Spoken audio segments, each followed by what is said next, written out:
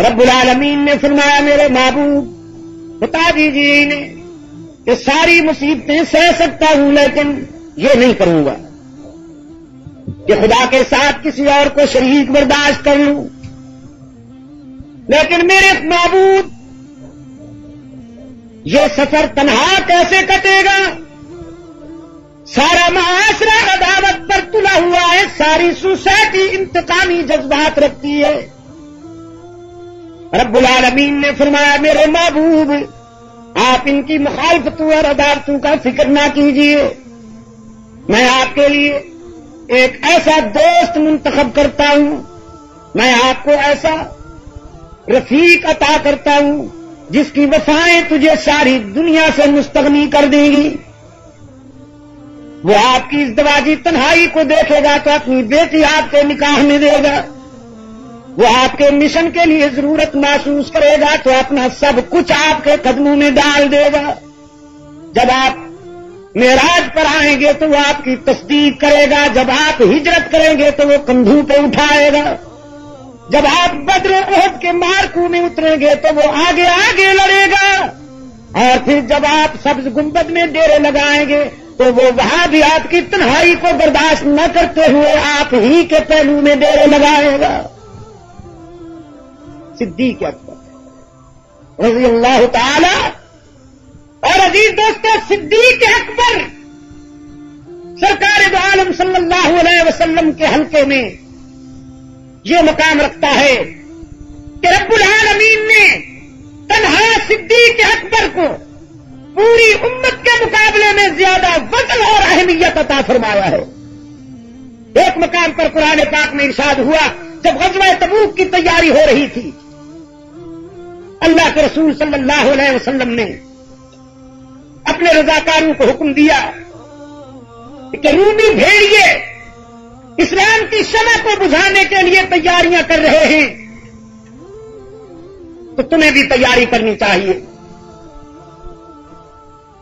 بعض دل کے بیمار منافق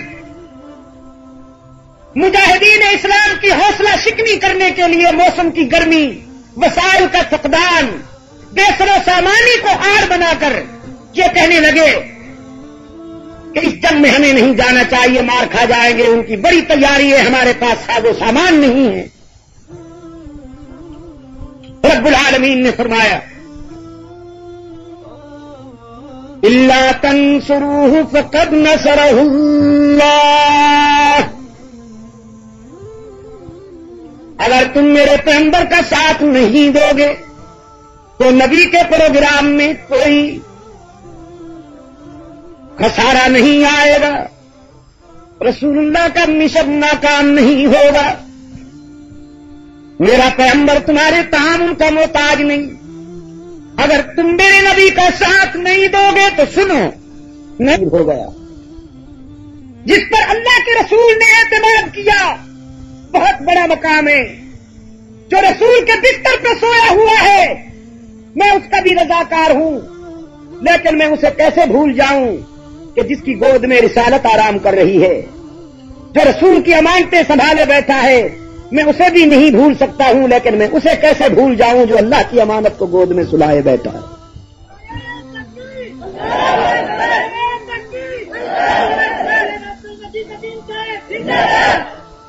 صدیق اس کو کہتے ہیں جس کے لبوں پہ کبھی جھوٹ. قرآن کریم میں حضرت ابراہیم علیہ الصلوۃ والسلام کو اللہ نے صدیق کہا،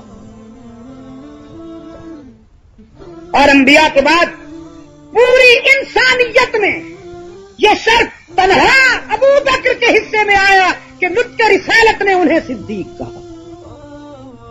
اور صدیق کے معنی یہ ہے کہ جس کے لبوں پہ کبھی جھوٹ نہیں آتا. اب دیکھیے اسی ہجرت کی شب اپنے قائد کے ساتھ چلے جا رہے ہیں رات کے اندھیرے میں کہ سامنے سے آتے ہوئے ایک مشرک نے حضرت صدیق اکبر رضی اللہ تعالی عنہ کے قریب گزرتے ہوئے پوچھا ابو بکر آپ کے ساتھ یہ دوسرا کون ہے؟ ذرا فاصلے پر تھا وہ رسول اللہ سے پہچان نہ سکا رات کے اندھیرے میں. حضرت صدیق اکبر رضی اللہ تعالیٰ عنہ نے دل سے پوچھا اس کے سوال کا کیا جواب دوں. سچ کہتا ہوں تو راز فاش ہو جائے گا، جھوٹ بولتا ہوں تو صداقت کی جبین پہ داغ آ جائے گا. تو فراست صدیقی نے فوراً جواب ڈھونڈ لیا. فرمایا رجل یہدی للسبیل، یہ جو میرا دوسرا ساتھی ہے یہ مجھے راستہ بتانے والا ہے. مشرک تو فبہت الذی کفر ہو گیا. اس نے سمجھا کہ یہ جو دوسرا ساتھ ہے ابو بکر کے، شاید یہ اس لیے ساتھ رکھا ہوا ہے کہ راستے کا تشخص نہیں ہے تو وہ اسے راستہ بتا رہا ہے. صدیق اکبر تو اپنے انداز میں کہہ گئے کہ میرا قائد ہے، میرا راہبر ہے، میرا رہنما ہے، دنیا کا راستہ بھی یہی بتاتا ہے اور عقبہ کا راستہ بھی یہی بتاتا ہے. اور عزیز نوجوانوں، خداوند عالم ابو بکر کی سچائی کو بے داغ رکھنے میں کتنا حساس ہے. صرف ایک واقعہ، بارگاہ رسالت میں ایک بوڑھے یہودی نے آ کے یہ شکایت کی کہ محمد مجھے تیرے ابو بکر نے مارا ہے. حضور اکرم صلی اللہ علیہ وسلم نے فرمایا ابو بکر نے مارا ہے؟ وہ کہنے لگا جی دیکھیے میری گالوں پہ انگلیاں پرنٹ ہو گئی ہیں، ابھی ابھی مار کھا کے آیا ہوں، بڑا سخت مارا ہے. حضور اکرم صلی اللہ علیہ وسلم نے فرمایا تو نے مارنے والے کو پہچانا تھا اچھی طرح سے؟ کہیں وہ ابن خطاب تو نہیں تھا، فاروق اعظم تو نہیں تھا؟ یہ حضور اکرم صلی اللہ علیہ وسلم نے اس لیے وضاحت طلب کی کہ ایسی کارروائیاں اکثر ابن خطاب ہی کی ہوا کرتی. اس یہودی نے کہا نہیں میں اچھی طرح پہچانتا ہوں، آپ بلا لیجئے، پوچھ لیجئے مجھے ابو بکر ہی نے مارا ہے. اب سرکار عالم صلی اللہ علیہ وسلم نے جناب صدیق اکبر کو طلب کیا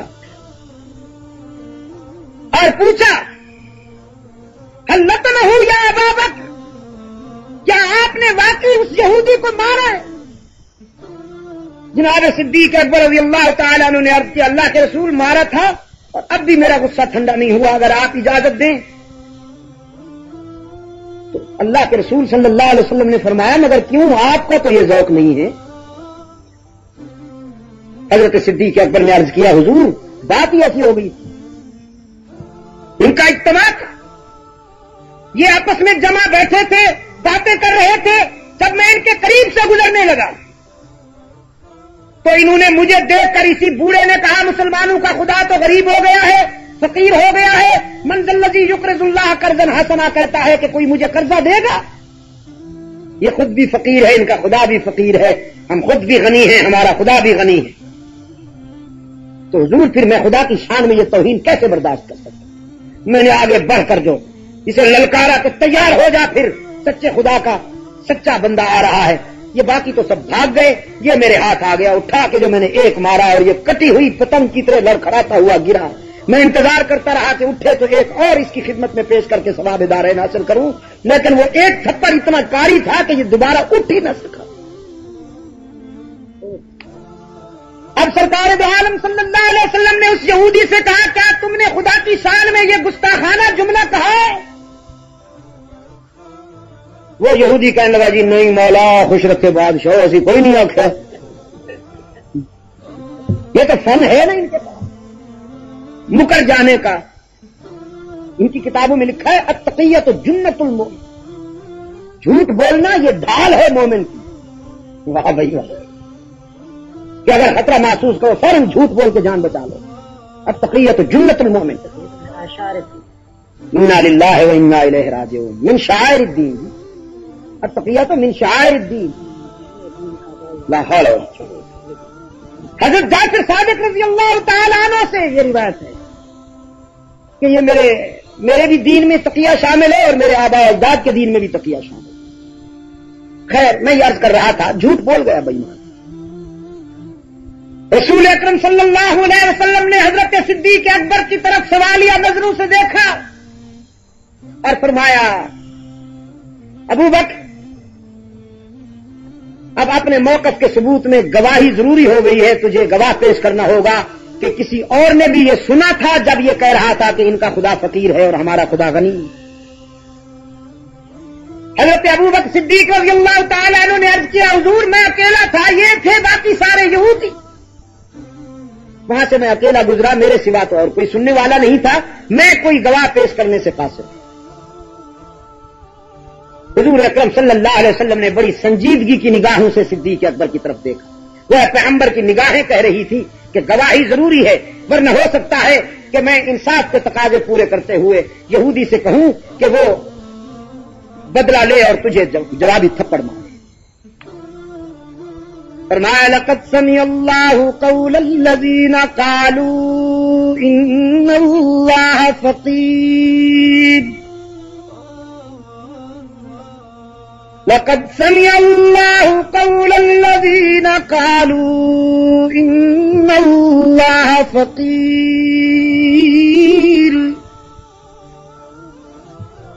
بے شک اللہ نے سنی ہے ان لوگوں کی بات جو کہہ رہے تھے خدا فقیر ہے، وَنَحْنُ أَغْنِيَاءُ، اور ہم غنی ہیں۔ رب العالمین نے فرمایا میرے معبود، ایک وہ بھی وقت تھا جب ساری دنیا تیرے موقف کا انکار کر رہی تھی تو ابو بکر نے اقرار کیا، ایک وہ بھی لمحہ تھا جب ساری دنیا تیری بات کو ماننے پر تیار نہیں تھی تو ابو بکر تیرا غلام بن گیا، اس نے تیرے موقف کی تصدیق اور حمایت کی۔ آج ہم دنیا میں ابو بکر کی اس وفا کا صلہ دیتے ہیں کہ آج اگر ابو بکر کے موقف کے اس بات میں فرش والوں میں سے کوئی گواہ دینے والا نہیں تو عرش والا گواہی دیتا ہے کہ ابو بکر سچا ہے، یہ تو صدیق ہے، اس کے لبوں پہ کبھی جھوٹ آ سکتا ہی نہیں۔ یہ صدیق کے معنی ہے عزیز دوستو۔ میں عرض کر رہا تھا آپ کی خدمت میں کہ جناب صدیق اکبر رضی اللہ تعالیٰ عنہ جو ہیں اللہ کی نظر میں ان کا یہ مقام ہے کہ پوری امت کی وفائیں تنہا صدیق اکبر کی وفاؤں کا مقابلہ نہیں کر سکتی۔ مسیح رسول بھی صدیق ہے اور خلیفہ بلا فصل بھی صدیق ہے۔ اگر کوئی بیمار جنس، کوئی اجڑی ہوئی جنس دن میں 5 مرتبہ لاؤڈ اسپیکر پر کہتی رہے کہ نہیں کوئی اور ہے تو اس سے کیا فرق پڑتا؟ مسیح رسول وہی ہے کہ جس کے متعلق سرکار دو عالم صلی اللہ علیہ وسلم نے اپنی دنیاوی زندگی کے آخری لمحات میں فرمایا مرو ابا بکر، میرے ابو بکر کے پاس جاؤ کہ وہ میری غمزدہ امت کی امامت کرے۔ حضرت صدیقہ رضی اللہ تعالی عنہ حضرت صدیق اکبر کی لخت جگر رحمت عالم صلی اللہ علیہ وسلم کی خدمت میں عرض کرتی ہے حضور میرا باپ بہت رقیق القلب ہے، بڑا نرم دل ہے، جب وہ آپ کو مصلے پر نہیں دیکھے گا تو کس طرح وہ مصلے پر جائے گا، یہ اس کے بس کی بات نہیں ہے، حضور کسی اور کے لیے حکم فرمائیے۔ صدیقہ کی سوچ بھی صحیح تھی لیکن پیغمبر کا اشارہ تو اللہ کے حکم کے مطابق تھا۔ چنانچہ یہاں پر علماء کرام سے پوچھئے کہ رسول اکرم صلی اللہ علیہ وسلم کے لہجے میں ذرا برہمی آ گئی اور حضور نے غصے کے ساتھ فرمایا تم چپ رہو، تمہیں بولنے کا کوئی حق نہیں، اور پھر سنجیدگی سے فرمایا ابو بکر سے جا کے کہو کہ وہ میری امت کو نماز پڑھائے۔ وہ پیغمبر کا لہجہ بتا رہا تھا کہ یہ فیصلہ میرا نہیں اللہ کا ہے کہ میرے بعد میری امت کا قائد کون ہے؟ جناب صدیق۔ 17 نمازیں حضرت صدیق اکبر نے رسول اکرم کی زندگی میں امت کو پڑھائی۔ تو پھر ثقیفہ بنو ساعدہ کے روشن ضمیروں نے منشا نبوت کی تکمیل کرتے ہوئے رسول اکرم صلی اللہ علیہ وسلم کے بعد حضرت صدیق اکبر کو اپنا قائد چنا۔ صدیق اکبر حضور کے بعد امت کے متفقہ قائد ہے۔ حضرت علی المرتضی رضی اللہ تعالیٰ عنہ نے بھی صدیق کی قیادت پر اعتماد کا اظہار کیا۔ یار لوگ تو کہتے ہیں نہیں، بدستے عمر بود یک ریسماں، دیگر در کف خالد پہلواں، فگندن در گردن شیر نر۔ گندم کے معنی یہ دیکھیے، یہ پگندم، یہ حضرت علی شیر خدا، رسولوں کی ہوئی حاجت روائی، نیگیٹو دیکھیے اور پازیٹو دیکھیے۔ رسولوں کی ہوئی حاجت روائی، علی نے نوح کی نا خدائی، نہ کرتا اگر علی مشکل کشائی، نہ پاؤ تاؤ چاہ سے یوسف رہائی، دواؤ ایوب کے زخموں کی واؤ، عطا کی خضر کو الیاس کو راؤ، رہا شیش پیغمبر کا دعوی، علی کا معجزہ ہر کا نادر، علی کی ذات ہے ہر شے پہ قادر۔ یہ ایک رخ ہے، یہ ایک رخ ہے، ترجمہ مقبولہ نے لکھا ہے نہیں، اور دوسرا رخ ملازم ہے، وہ ہے نہیں جھوٹ کے پاؤں نہیں ہوتے، یہ بھی غلط ہے۔ ہر شے پہ قادر کس کی ذات ہے؟ اللہ ہی۔ قرآن پاک کیا کہتا ہے؟ فرمایا یوم لا یخزی اللہ النبی والذین آمنوا معہ نورهم یسعی بین ایدیہم وبایمانہم یقولون ربنا اتمم لنا نورنا ربنا اتمم لنا نورنا واغفر لنا انك على كل شيء قدیر۔ محمد عربی اور محمد کے چاہنے والے سچے رضاکار دنیا میں بھی یہی کہتے رہے اور حشر میں بھی یہی کہیں گے کہ تو ہی ہے قادر مطلق، انک علی کل شیء قدیر۔ اور انہوں نے کیا کہا؟ علی کی ذات ہے ہر شے پہ قادر۔ بادشاہ کون کری گل ہے؟ آخر بھی کہ اللہ کا پیارا ہے نا۔ میرے عزیز دوستو، اگر یہ کہا جائے کہ ایک رسی حضرت خالد لے آئے، ایک عمر لے آئے اور شیر نر کے گلے میں ڈال کر انہیں پکڑا اور پھر اس طرح مجبور کر کے انہیں لے گئے، وہ چاہتے تو نہیں تھے، جبرن بس بیعت کر لی۔ ان کا ایک مجتہد لکھتا ہے حضرت علی نے جو نمازیں پڑھی ہیں حضرت ابو بکر کے پیچھے، وہ بھی بس یوں کھڑے ہو جاتے تھے چپ کر کے، چپتے بھی رہتے تھے، اٹھتے بھی رہتے تھے، سجدے بھی کرتے تھے، قعود بھی کرتے تھے۔ بعد میں جب اکیلے ہو جاتے تھے تو پھر تنہا نماز دوبارہ پڑھتے تھے۔ ماشاءاللہ، کیا شجاعت ہے صاحب، کیا بہادری ہے، کیا حق پرستی ہے، کیا اظہار صداقت۔ اہل سنت کا عقیدہ یہ ہے کہ حضرت علی رضی اللہ تعالیٰ عنہ نے خدا کے سوا کسی سے ڈرنا سیکھا ہی نہیں۔ اہل سنت کا عقیدہ یہ ہے کہ علی صرف خدا کا ڈرنا جانتا ہے، حضرت علی رضی اللہ تعالیٰ عنہ خدا کے سوا کسی سے نہیں ڈر سکتے۔ اگر صدیق اکبر کی قیادت حضرت علی کی نظر میں صحیح نہ ہوتی تو ساری دنیا چاہے ایک طرف ہوتی، حضرت علی رضی اللہ تعالیٰ عنہ کو کوئی مجبور نہیں کر سکتا۔ جناب علی المرتضیٰ رضی اللہ تعالیٰ عنہ نے صدیق اکبر کی قیادت پر اعتماد کیا، وزیر بنے، مشیر رہے، ہر مرحلے میں جناب صدیق اکبر رضی اللہ تعالیٰ عنہ کو مشورے دیے۔ لشکر اسامہ کی روانگی کے وقت جس طرح دوسرے صحابہ رضوان اللہ علیہ مجمعین کی رائے تھی، حضرت علی کی رائے دیے کہ اسے نہ بھیجا جائے، لیکن صدیق اکبر رضی اللہ تعالیٰ عنہ نے فرمایا میں یہ اپنی سوچ کے مطابق نہیں بھیج رہا ہوں، اطاعت رسول کے جذبے کے تحت بھیج رہا ہوں۔ میرے آقا کی زندگی کی یہ آخری تمنا تھی کہ اسامہ یہ لشکر لے کے جائے اور باطل سے ٹکرائے۔ اب تم سب بھی اگر مجھے روکو تو ابو بکر اطاعت رسول کو نہیں چھوڑ سکتے۔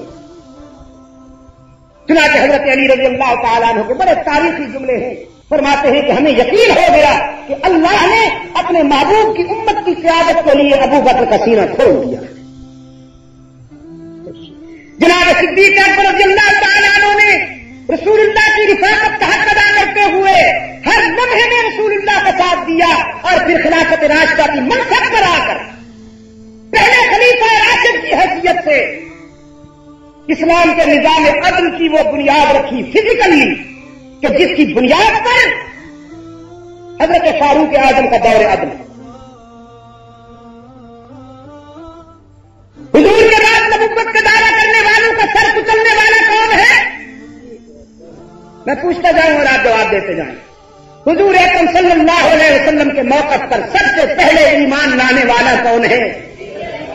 بالغ نظر انسانوں میں سب سے پہلا مومن صدیق اکبر.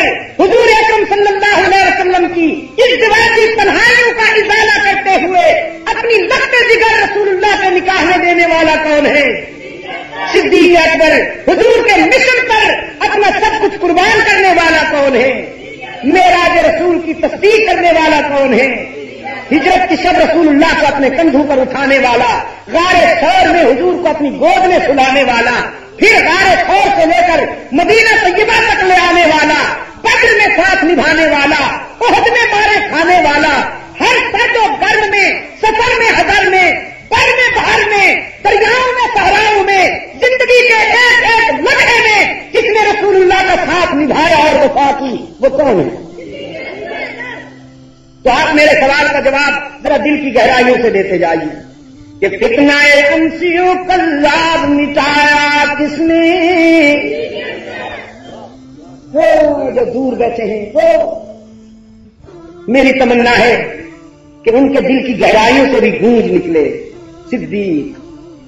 فتنہ انسیوں کذاب مٹایا کس نے؟ وہ شرما رہے ہیں کچھ، وہ دور والے. فتنہ انسیوں کذاب مٹایا کس نے؟ زور ردت کا زمانے سے ہٹایا کس نے؟ فارس و روم کو مٹی میں ملایا کس نے؟ اور کفر کو موت کا پیغام سنایا کس نے؟ سامیت نین ہے اللہ کا شہدائی ہے، جات بھی پہلو محمد نے جگہ پائی ہے. یا تو صدیق کے اوصاف کا اقرار کرو ورنہ لازم ہے کہ قرآن سے انکار کرو کہ قرآن کا تو ایک ایک زاویہ، قرآن کا تو ایک ایک اسلوب ابو بکر کا حامی ہے.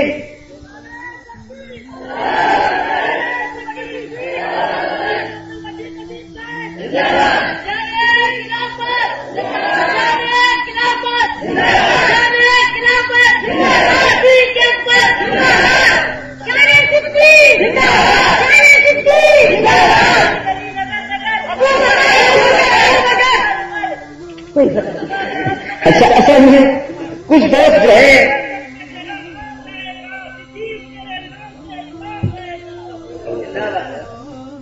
ساری باتیں یاد ہیں میرے دوستوں کو الحمدللہ. اب میں خود کہلوا لیتا ہوں مصطفیٰ کا ہم سفر. آپ کو ان ناموں نے بیدار کیا ہے، یقین کیجیے خدا کی قسم. اس دن اگی ایک مقام ہے مانسہرہ کے ذرا آگے، تو وہاں میرا پروگرام تھا غالباً 29 جولائی کو. سارا یہ دورہ تھا بدل کا، بٹگرام کا، بشام تک کا. وہاں پر کچھ دوست ملنے کے لیے آئے، یہیں کراچی کے تھے، وہاں گئے ہوئے تھے، چھٹیاں گزار رہے تھے. وہاں بہت سے علماء کرام جمع تھے، بہت بڑا حلقہ، اور اس میں بیٹھے ہوئے وہ کہنے لگے کہ اللہ کے فضل و کرم کے ساتھ اب کراچی بیدار ہو رہا ہے، اور اب اہل سنت و جماعت میں ایک بیداری کی ایک بڑی مثبت لہر آئی ہوئی ہے جو انشاءاللہ فکر و نظر کی تعمیر و تقویم میں بڑا تاریخ ساز کردار ادا کرے گی. اور پھر میرے لفظ کو موٹا کرنے کے لیے انہوں نے کہا کہ یہ سب کریڈٹ ان کو جاتا ہے کہ ان کی کوشش سے یہ سب کچھ ہوا. تو میں نے انہیں بھی کہا، آج آپ کے سامنے بھی کہہ رہا ہے کہ مجھ جیسا بے عمل اور حقیر انسان آپ کو شاید کوئی اور نہیں. میں تو کچھ بھی نہیں، میں تو آپ یقین فرمائیے کہ ان بندگان خدا کے قدموں میں بیٹھنے سے علماء کرام کے ساتھ اور رفاقت کی وجہ سے اس کا کرم ہو گیا کہ اس نے میری زبان میں شاید کوئی تاثیر رکھ دی ہے اور آپ کے دلوں میں محبت پیدا کر دی. اللہ انہیں سلامت رکھے. حضرت دین پوری صاحب مدذل ہو، انہوں نے زندگی کے 24 سال اس خارزار وادی میں گزارے اور محنت کی ہے، بنیادیں رکھی ہیں. آج اگر عمارت اونچی نظر آتی ہے تو اصل میں قابل تعریف بنیاد کے وہ پتھر ہیں کہ جن پر یہ عمارت کھڑی ہوئی ہے. اگر بیداری کی لہر آئی ہے اور قوم کے اندر ذرا شعور پیدا ہوا ہے تو وہ ان مقدس ناموں کی وجہ سے مصطفیٰ کا ہم سفر. اگر میں بھی آپ کو ٹوٹ کے سناتا، گلا بجا بجا کے سیف الملوک سنا جاتا، کبھی کوئی نعت شروع کر دیتا، کبھی کوئی نعت شروع کر دیتا، آپ یقین کیجیے ٹھیک ہے کچھ لوگ آ جاتے، لیکن مجھے آپ جیسے ذہین دوستوں کا نظریاتی مجمع کبھی نہ ملتا. میں انہیں جانتا ہوں.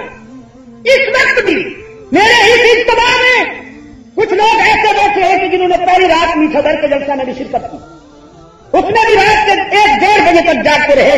وہی دوست پچھلی رات سعید آباد میں بھی 2 بجے سے بھی اوپر تک جاگتے رہے اور انہیں وہاں سے کچھ نہ ملا. وہ آج بھی بیٹھے ہیں اور مجھے یقین ہے اللہ کی رحمت سے کہ اللہ انہیں توفیق دے گا کہ وہ آئندہ تمام اجلاسوں میں شرکت کریں گے. یہ میرا کمال نہیں ہے، یہ انہی مقدس ناموں کا کمال ہے. مصطفیٰ کا ہم سفر جو روشنی اندھیرے چھا چکے ہیں، تاریخیوں کو بھگانے کے لیے، اندھیروں کا اضافہ کرنے کے لیے، ظلمت کا پردہ چاک کرنے کے لیے، کملی والے کے پہلو میں سوئے ہوئے خوش نصیب کا نام اور اونچا کرو. مصطفیٰ کا ہم سفر ابو بکر اور گلی گلی نگر نگر، عمر عمر عمر عمر، گلی گلی نگر نگر، عمر عمر عمر عمر. یہ جذبات میں نہیں ہوں، جذبات میں نہیں ہوں. نگر اس وقت آباد رہتے ہیں، گلیاں اسی وقت آباد رہتی ہیں جب تک عمر ہو. جب عمر نہ رہے تو پھر گلیاں کہاں کی اور نگر کہاں کے، پھر تو قبرستان بستے ہیں. اور میں نے رات بھی ایک جملہ کہا تھا، اب بھی کہتا ہوں کہ جو عمر سے ہٹ جائیں وہ جیتے جی قبرستانوں میں نظر آتے ہیں. پتہ نہیں یہاں ہے یا نہیں، پنجاب میں تو یہ جنس بہت ہے. قبر کسی قبر کے قریب بیٹھے ہوئے، جھنڈی لگائی ہوئی اور رگڑ رہے ہیں، رگڑی سے پیتی نہ نیتی نہ قضا کیتی.